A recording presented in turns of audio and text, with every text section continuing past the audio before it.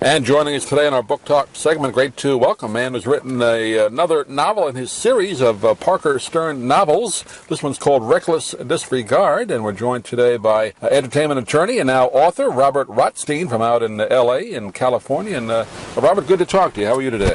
I'm very well. Thank you for having me today. Yeah, good to have a chance to chat with you, an opportunity to read through the book. And first of all, congratulations on the success of the series. This is the second or the third in Parker Stern? This is number two. Number two. I know you have another one coming. I guess that's where I saw that in the notes. But I guess loosely based on you, right? It's a legal mystery, a legal thriller. I guess that's the proper term, right? Takes place in a courtroom. It's a legal thriller, a legal mystery. Not based on me at all, fortunately. Although I am a lawyer and do entertainment work, I've luckily never suffered from stage fright when I walked into a courtroom. And Parker Stern suffers from crippling stage fright as a result of a trauma. In book one, his mentor, a man named Harmon Cherry, met with an untimely death, and ever since then, Parker has found it almost impossible to speak in court.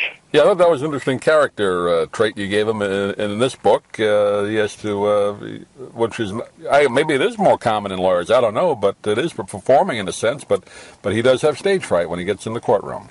He does. It's every attorney's nightmare. It's usually that little bit of adrenaline that helps rather than hinders. But Parker, the adrenaline overcomes him.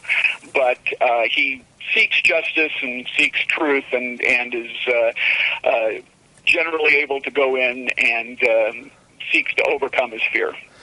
This particular story, which I found interesting when I got the notes that you were available to talk to us today, kind of based on a little bit what's going on in the news with I guess a video game and copyright. I know there's a murder involved as well, but it kind of has some interesting legal issues there too, right?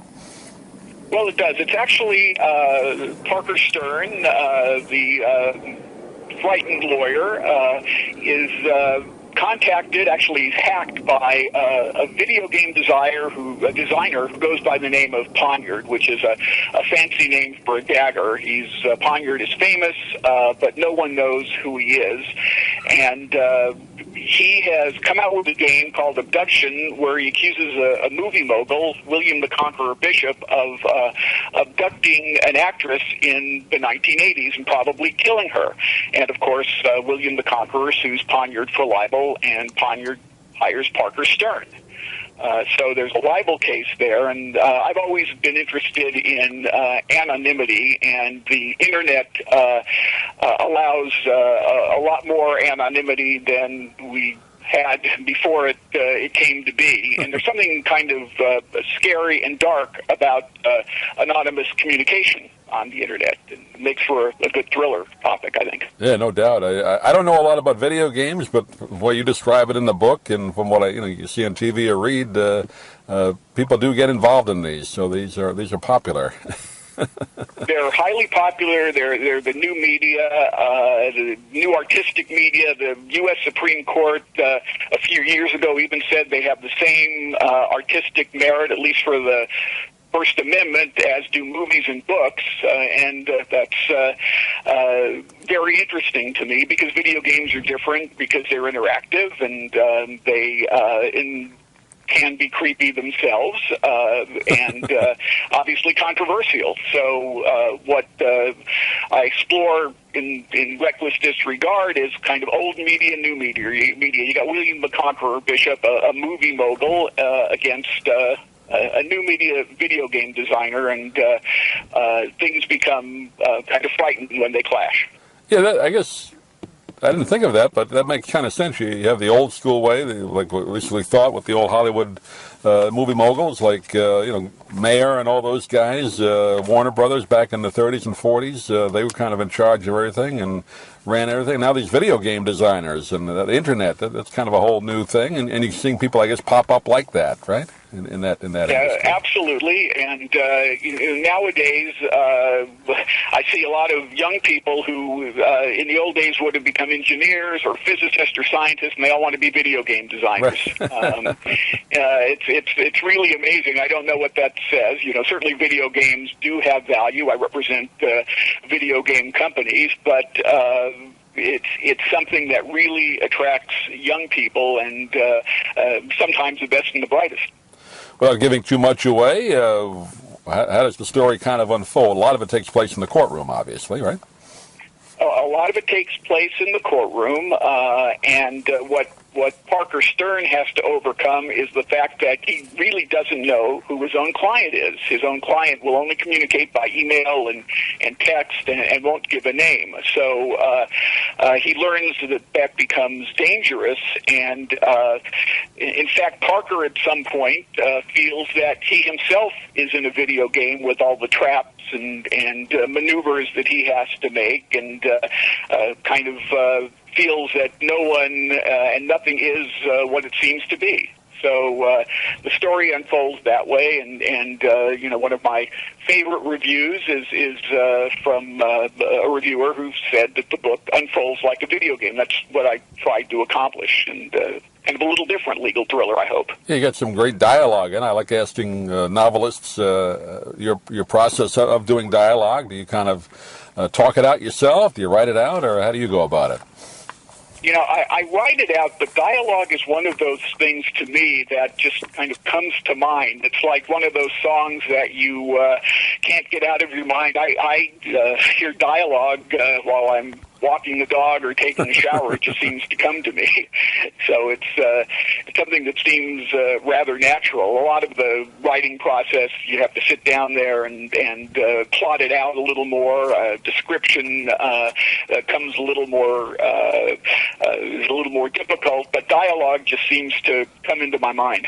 Do you plot out your storyline ahead of time, or do you do that a little differently? How do you go about that? Well, I've heard this analogy, and I think it describes what I do. I'm know that I'm in Los Angeles, and I'm going to drive to Sarasota, Florida, but I'm not sure how I'm going to get there. Right. So I have the end in sight, and I'll plot out the next few chapters of the trip, and not exactly know how I'm going to get there, but know where I'm going. So it's kind of a combination. You've had the experience, too. I've asked a lot of authors, and they've told me that sometimes the character will go in a different direction than you originally thought. Has that happened to you? It happens all the time. I'll be sitting at the computer keyboard, and suddenly I'll be typing something that I didn't expect. I wrote a scene for novel 3 like that yesterday. With mysteries, you have to be careful, though, because if you don't think it through, it can take you in a completely different direction, and you get to page 250 and you say, oops, I really shouldn't have gone there. So especially with mysteries, it's I will sit back and say, do I really want to do that? Do I really want to listen to the character? If you want to have that surprise or twist ending, you have to plan that out, right? You have to plan it out. It has to be logical, and occasionally, I'm embarrassed to say it, but it probably happens to all writers. I've written something and said, "Wait a minute, oops, that's going to either give away the mystery, or it just isn't plausible." It's the reader's going to say, "Why didn't he just call the cops?" Well, in your career as an entertainment attorney, I'm sure you've met some great characters out there. You don't have to name any names, but I guess you probably can take some of your storylines or even dialogue from some of the people you probably dealt with, right? Well, I really fictionalize. I think it's more of, I don't really base my stories on my clients. I think even in the entertainment industry, although it's interesting, I think fiction is much more interesting. But a lot of the courtroom scenes and the deposition scenes that I write are take some of the more outrageous situations that I've had and embellish a little bit and I fictionalize, and that creates some drama. Well, you made the courtroom scenes, at least to me, I always liked the courtroom dramas on television, and I got the kind of feeling that this would make a good either TV show or movie. I would guess you probably have some ideas of having that happen, right? Well, I appreciate that. Again, although I represent entertainers, I don't necessarily pitch my book to them. It wouldn't be. I wear 2 hats. That being said, I would love if someone would pick it up. The first book, Corrupt Practices, and second book, Reckless Disregard. I've had a number of people say they would make good movies or TV shows, and something my agent will explore. It's kind of nice that I get to be the client in this situation. Yeah, well, you're right there. You got all the people around you, so keep after it. Thank you. Name of the book is Reckless Disregard, a Parker Stern novel. And Robert, I know it just came out, doing very well. Do you have a website you want to direct people to? I do. It's www.robertrotstein, ROTSTEIN.com, and also available on Amazon and Barnes & Noble and at your independent bookstore. Great. It makes a good summer read as well. And Robert, congratulations on the book. And I know you got the other one in the works, so when that comes out, love to have you back on at that time. Thanks for joining us tonight. I'd love to come back.